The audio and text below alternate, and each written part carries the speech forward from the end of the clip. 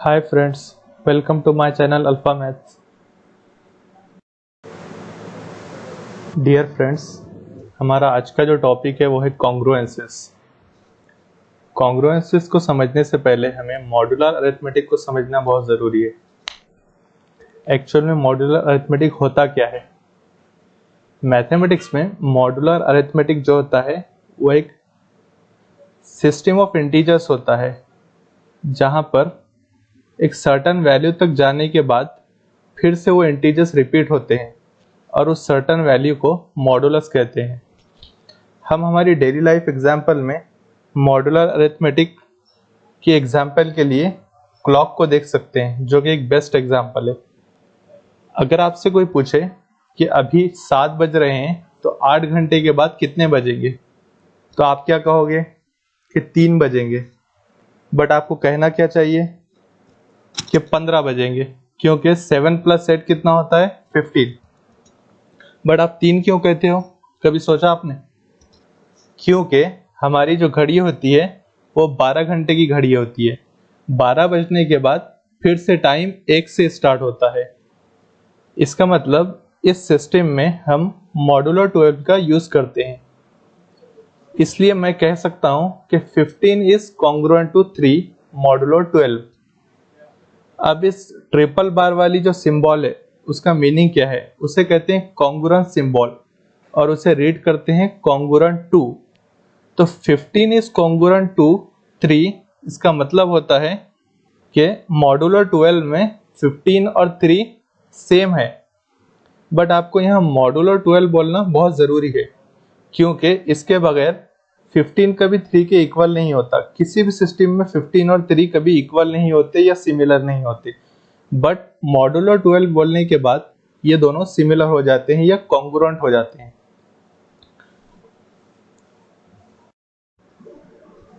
Modulo को समझने के लिए हम यहाँ 2 एग्जांपल्स देखेंगे।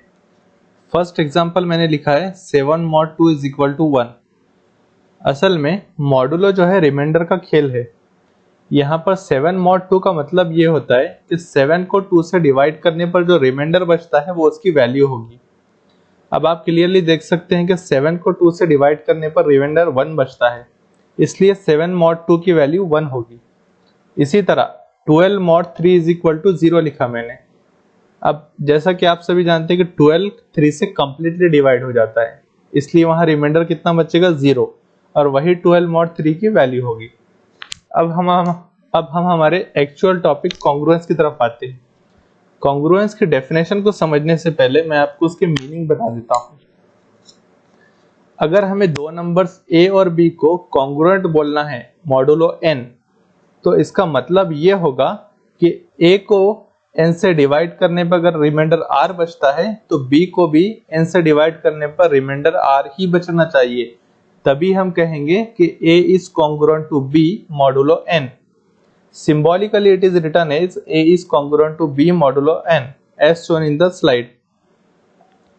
अब हम 2-3 एग्जांपल्स देखेंगे जिससे आपको क्लियरली समझ आ जाएगा कि एक्चुअली कॉन्ग्रुएंस है क्या। पहले एग्जांपल में मैंने यहाँ लिखा है कि 12 is congruent to 7 modulo 5।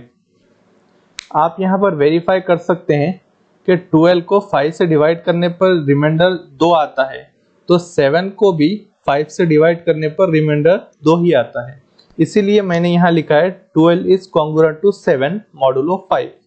Similarly 15 को 7 से डिवाइड करने पर रिमाइंडर कितना आता है 1, और 22 को भी 7 से डिवाइड करने पर रिमाइंडर कितना आता है 1। इसलिए 15 is congruent to 22 modulo 7। और थर्ड एग्जांपल जो लिखा मैंने 14 is congruent to 18 modulo 4। अब आप यहाँ वेरीफाई कर सकते हैं कि 14 और 18 को 4 से डिवाइड करने पर आपको रिमाइंडर सेम मिलेगा, इसलिए 14 is congruent to 18 modulo 4। अब मैं आपको एक बात बताता चलूं कि ये सिर्फ पॉजिटिव इंटीजर्स के लिए ट्रू नहीं है, बल्कि ये सभी के लिए ट्रू है, मींस फॉर ऑल इंटीजर्स, चाहे वो नेगेटिव हो या पॉजिटिव। हमारी लास्ट एग्जांपल जो है इस स्लाइड की, उसमें मैंने एक नेगेटिव इंटीजर का यूज किया। मैंने लिखा -8 is congruent to 7 modulo 5। अब यहाँ थोड़ा आपको ऑड लगेगा कि -7 को 5 से डिवाइड कैसे करते हैं। 7 को तो हम कर ले सकते हैं इजीली, रिमाइंडर 2 बचेगा, बट -8 को कैसे डिवाइड करना है। तो आगे मैंने यहाँ लिखा है -8 is equal to -2 into 5 plus 2। एक चीज आप याद रखें, जो मैंने यहाँ -2 लिखा है, -8 इज इक्वल टू -2 इंटू 5, ये जो हमारा क्वेश्चन है ये हमेशा इंटीजर ही होना चाहिए, क्योंकि नंबर थ्योरी में हम सब यहाँ इंटीजर्स में खेलते हैं। हमारा जो पूरा खेल चल रहा है वो इंटीजर्स में चल रहा है। तो यहाँ पर रिमाइंडर कितना बचेगा, 2। रिमाइंडर कभी भी निगेटिव नहीं हो सकता। रिमाइंडर की दो प्रॉपर्टीज होती है। पहली ये कि वो नॉन निगेटिव होता है, मीन्स या तो 0 होता है या कोई पॉजिटिव इंटीजर होता है, और दूसरी प्रॉपर्टी ये होती है कि वो डिवाइड से छोटा होता है। तो इसीलिए मैंने यहाँ लिखा कि -8 को 5 से डिवाइड करने पर रिमाइंडर कितना बचेगा, 2। इसीलिए -8 is congruent to 7 modulo 5। Congruence की डेफिनेशन को समझने से पहले मैंने ऊपर एक नोट लिखा है, उसे आप अच्छे से पढ़ें और समझने की कोशिश करें। उस नोट में ये लिखा है कि A is equal to B mod n and A is congruent to B mod n, these are two different things. इसमें अक्सर लोग कंफ्यूज हो जाते हैं। A is equal to B mod n में A जो है वो प्योरली रिमाइंडर है, मतलब वो हमेशा n से छोटा होगा और हमेशा पॉजिटिव या फिर 0 होगा, मीन्स नॉन निगेटिव होगा। यहाँ पर जब भी ब्रैकेट का यूज ना हो, A is equal to B mod n में मैंने ब्रैकेट नहीं लगाया, तो जब भी ब्रैकेट नहीं होगा और इज इक्वल टू का साइन होगा, तब A जो होगा वो प्योरली रिमाइंडर होगा। और जब ट्रिपल बार वाली सिंबल आएगी और ब्रैकेट का यूज होगा मॉडुलो के लिए, तो वो है कॉन्ग्रुएंस की सिंबल, और उसमें जरूरी नहीं है कि A और B आपके रिमाइंडर ही हो भी सकते हैं, नहीं भी हो सकते हैं। तो एक चीज आप ये ध्यान में रख लें। अब आइए हम बढ़ते हैं अपनी डेफिनेशन की तरफ, डेफिनेशन ऑफ कॉन्ग्रुएंस। यहाँ पर मैंने लिखा है A is congruent to B modulo n if and only if n divides A minus B। ये है डेफिनेशन कॉन्ग्रुएंस की। अब इसे एक एग्जांपल से समझ लेते हैं। सिंस 3 डिवाइड्स 13 माइनस 7, 13 माइनस 7 कितना होता है, 6।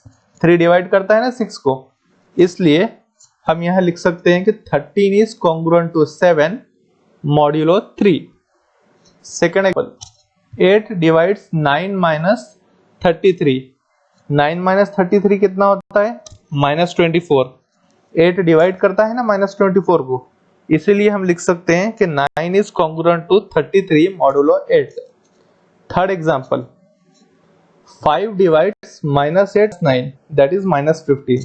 5 डिवाइड्स करता है ना -15 को, इसलिए हम यहाँ लिख सकते हैं -8 इज कॉन्ग्रुएंट टू 7 मॉडुलो 5। आप उसके स्ट्रक्चर देखिए, n divides A minus B, तो A माइनस B को आप ऐसे ही लिखना है, A is congruent to B modulo n।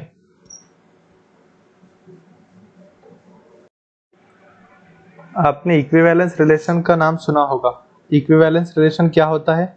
अगर कोई रिलेशन रिफ्लेक्सिव, सिमेट्री और ट्रांजिटिव होता है तो उसे कहते हैं कि इक्विवेलेंस रिलेशन। हमारा जो कॉन्ग्रुएंस रिलेशन है वो भी एक इक्विवेलेंस रिलेशन है, क्योंकि ये तीनों ही प्रॉपर्टी सेटिस्फाई करता है। कौन सी तीन? पहली रिफ्लेक्सिविटी, दूसरी सिमेट्री और तीसरी ट्रांजिटिविटी। आइए देखते हैं तीनों प्रॉपर्टीज को। फर्स्ट है reflexivity. A is congruent to A modulo n। अब इसको हम कैसे लिख सकते हैं? n divides A minus A। A minus A कितना होता है? 0, और हम सभी जानते हैं कि एवरी इंटीजर डिवाइड्स 0, इसलिए ये जो रिलेशन है ये रिफ्लेक्सिव रिलेशन है। Second, A is congruent to B mod n, then B is congruent to A mod n। First वाले को कैसे लिख सकते हैं? n divides A minus B, और सेकंड वाले को n divides B minus A। Suppose 2 divides 4, then 2 clearly divides -4 as well. तो इसीलिए हम इसको इस तरह पलटा कर भी लिख सकते हैं, A is congruent to B mod n, then B is congruent to A mod n। यह है सिमेट्री रिलेशन। और तीसरा जो है ट्रांजिटिव, उसको हम सिंपल एग्जांपल से समझ लेंगे। अगर दो 4 को डिवाइड करता है और 4 8 को डिवाइड करता है, तो क्लियरली 2 भी 8 को डिवाइड करेगा ही, इसलिए ट्रांजिटिव रिलेशन भी इसमें सेटिस्फाई हो ही जाता है। अब आइए हम देखते हैं प्रॉपर्टीज ऑफ कॉन्ग्रुएंस, उसकी प्रॉपर्टीज क्या है।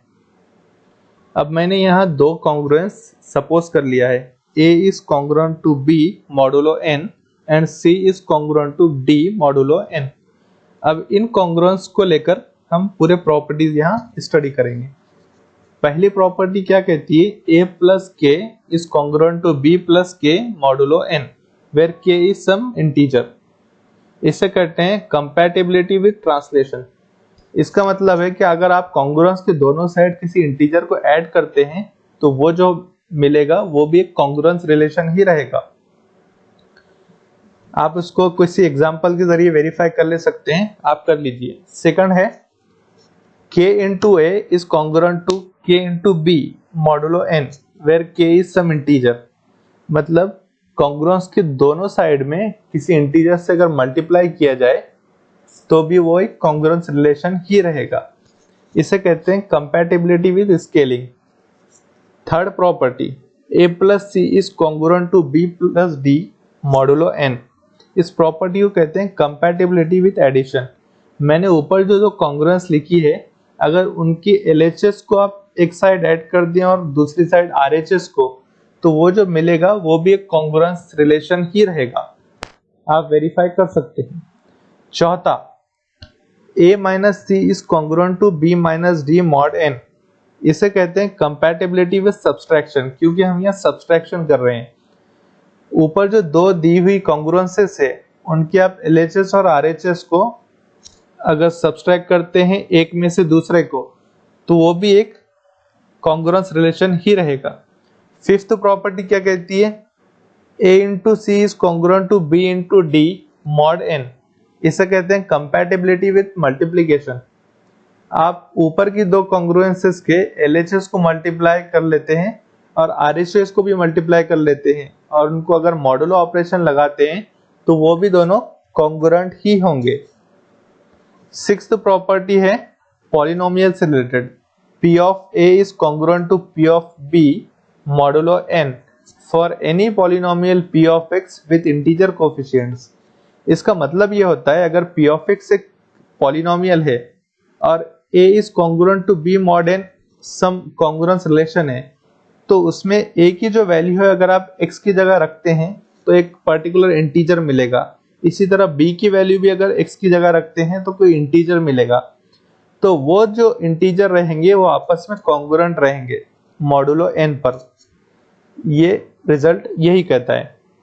सेवेंथ प्रॉपर्टी जो है वो है कि अगर आप कॉन्ग्रुएंस के दोनों साइड अगर कोई k पावर लेते हैं और वो पावर कैसा होना चाहिए, नॉन नेगेटिव होना चाहिए, तो भी वो एक कॉन्ग्रुएंस रिलेशन ही बनेगा। उसे कहते हैं कंपैटिबिलिटी विद एक्सपोनेंशिएशन। बट यहाँ एक चीज याद रखें, अगर k के पावर में आप a लेते हैं और b लेते हैं तो ये जरूरी नहीं है कि ये दोनों कॉन्ग्रुएंस हो। ये हमेशा ट्रू नहीं हो सकता, ऑकेजनली हो सकता, किसी केस में हो भी सकता, मगर जनरली नहीं होता है। मैंने एक नीचे एग्जांपल दिया, आप एग्जांपल से देख सकते हैं। एक एग्जांपल लिया मैंने कि 5 is congruent to 2 modulo 3 और k की वैल्यू लिया 2, तो आप यहाँ रख के देख लीजिए 2 to the power 5 और वो है 2 to the power 2।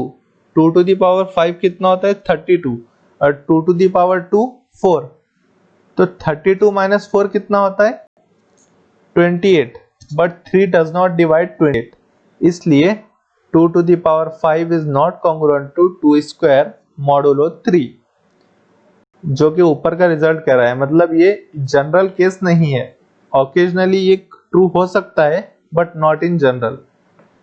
हाँ, बट लास्ट लाइन जो लिखा मैंने, however if a is congruent to b modulo phi of n then k to the power a is congruent to k to the power b modulo n provided gcd of a and n is 1। अगर gcd of a और n 1 रहता है और congruence इस तरह आपको दी जाती है कि a is congruent to b modulo phi of n where phi is an Euler-Toshant function, जिसे हम यूलर phi फंक्शन भी कहते हैं, तो फिर ये रिलेशन सेटिस्फाई होगा। आप इसको वेरीफाई कर लीजिए। Thanks for watching this video. If you like this video please share and subscribe to Alpha Maths और बेल आइकन को दबाना ना भूलें ताकि आपको हमारी नई वीडियो की नोटिफिकेशन मिल जाए। Thank you.